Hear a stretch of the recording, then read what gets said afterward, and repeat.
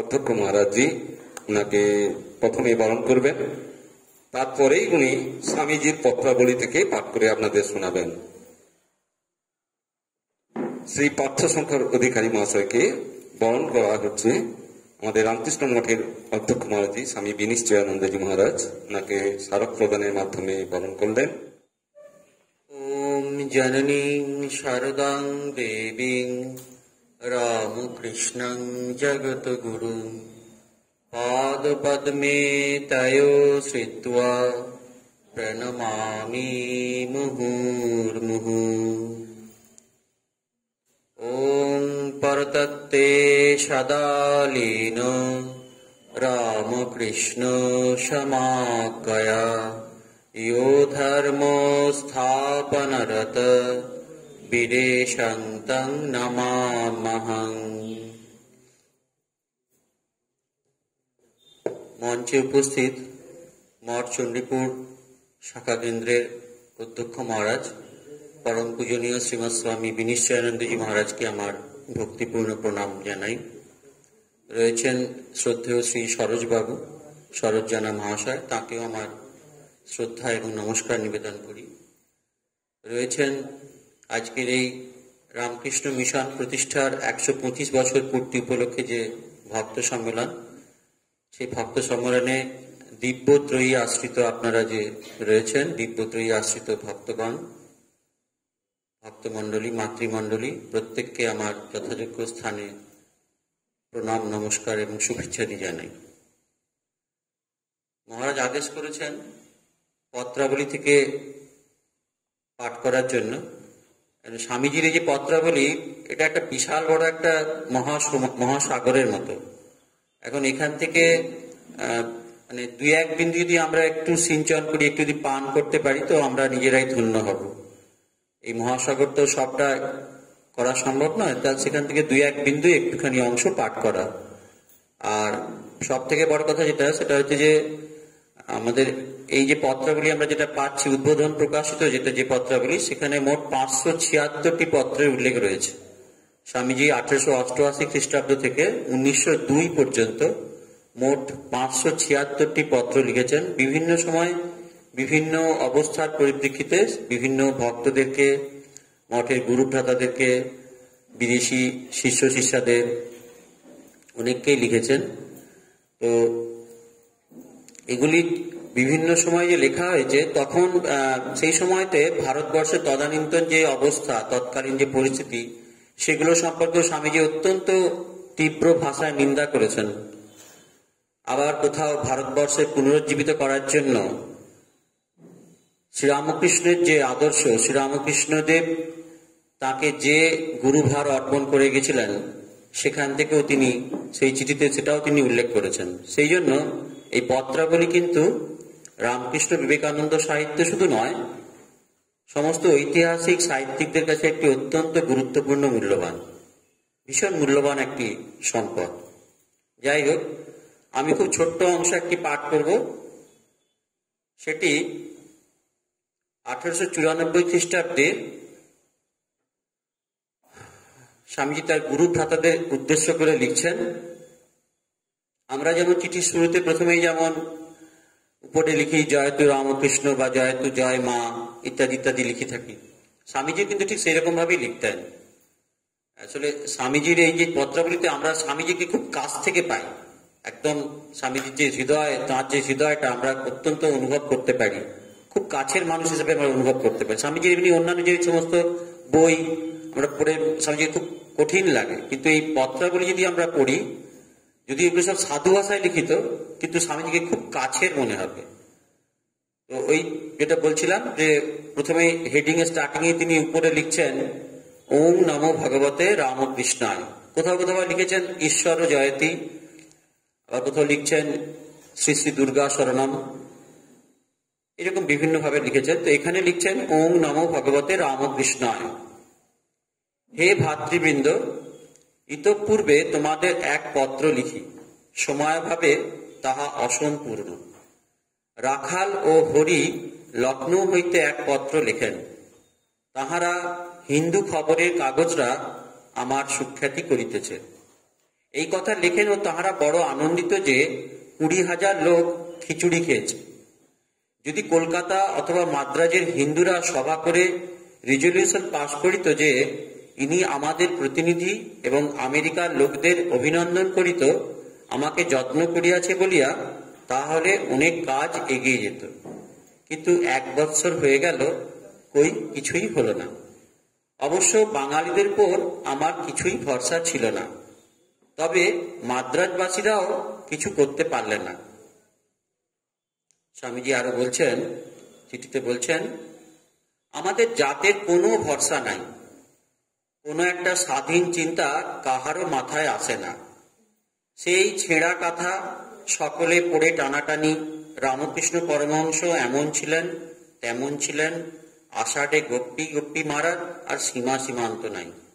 হরে হরে বলি, একটা কিছু করে দেখাও যে তোমরা কিছু অসাধারণ।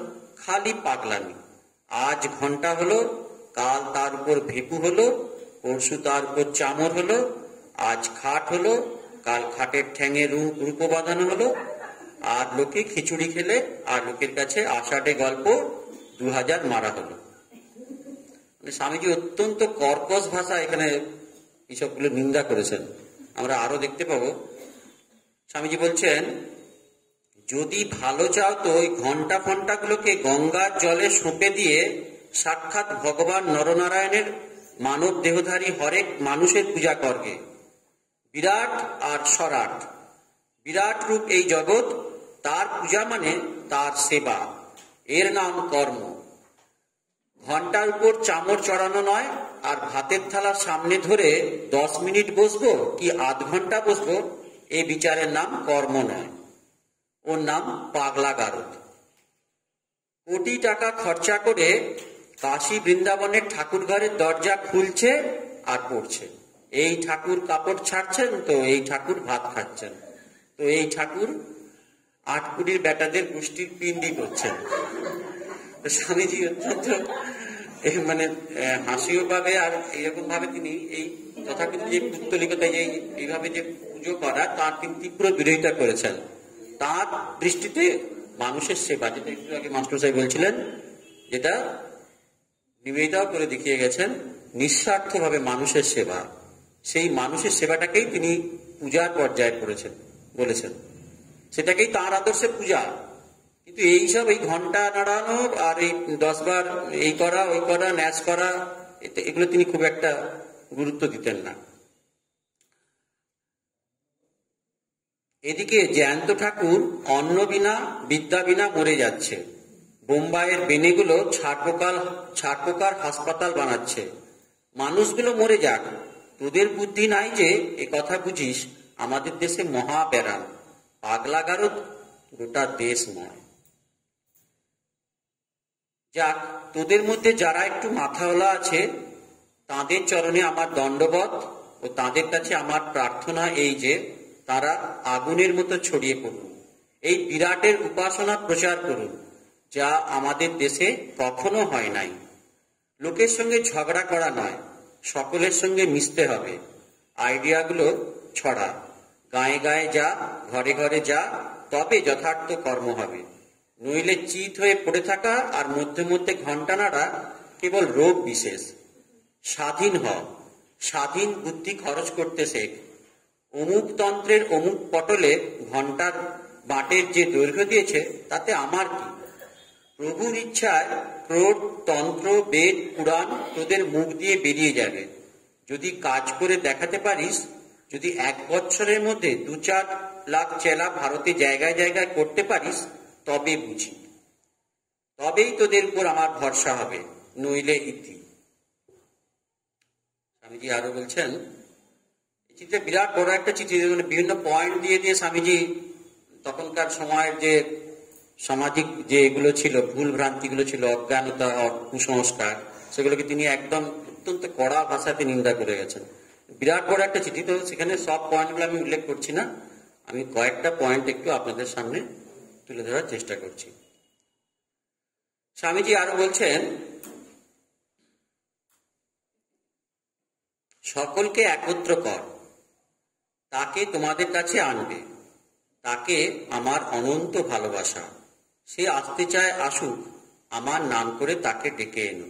এই কটি কথা মনে রেখো। আমরা সন্ন্যাসী ভক্তি, ভক্তি, মুক্তি সব ত্যাগ। জগতের কল্যাণ করা, আচণ্ডালের কল্যাণ করা, এই আমাদের ব্রত। তাতে মুক্তি আসে বা নরক আসে। রামকৃষ্ণ পরমহংস জগতের কল্যাণের জন্য এসেছিলেন। তাকে মানুষ বলো বা ঈশ্বর বলো বা অবতার বলো, আপনার আপনার ভাবে নাও। যে তাকে নমস্কার করবে সে সেই মুহূর্তে সোনা হয়ে যাবে। এই বার্তা নিয়ে ঘরে ঘরে যাও দেখি বাবাজি, অশান্তি দূর হয়ে যাবে। ভয় করো না। ভয়ের জায়গা কোথা? তোমরা তো কিছু চাও না।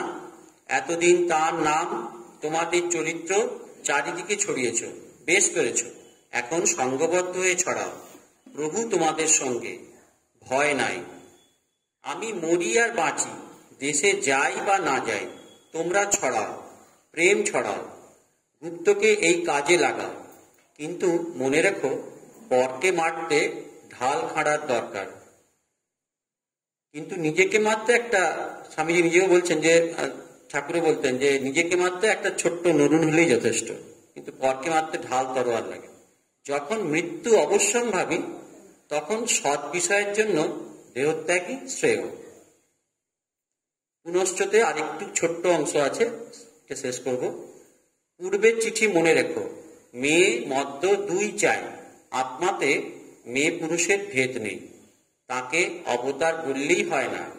শক্তির বিকাশ চাই, হাজার হাজার পুরুষ চাই, স্ত্রী চাই, যারা আগুনের মতো হিমাচল থেকে কন্যাকুমারী, উত্তর মেরু থেকে দক্ষিণ মেরু দুনিয়াময় ছড়িয়ে পড়বে। ছেলে খেলার কাজ নেই, ছেলে খেলার সময় নেই। যারা ছেলে খেলা করতে চায় তফাৎ হও এই বেলা, নইলে মহা আপদ তাদের। সঙ্গ চাই, কুড়েমি দূর করে দাও, ছড়াও ছড়াও, আগুনের মতো যাও সব জায়গায়। আমার উপর ভরসা রেখো না, আমি মরি বাঁচি, তোমরা ছড়াও ছড়াও। ইতি দাস নরেন্দ্র। এই পর্যন্তই। ওম নিরঞ্জনম নিত্যম অনন্ত রূপম ভক্তানুকম্পা ধৃত বিক্রম বহি ঈশাবতারং পরমেশ মিড্যং তং রামকৃষ্ণং শিরসা নমামহং। ওম এতৎ কর্ম শ্রীরামকৃষ্ণায় অর্পণমস্তু। ওম শান্তি শান্তি শান্তি। সবাইকে নমস্কার, ধন্যবাদ।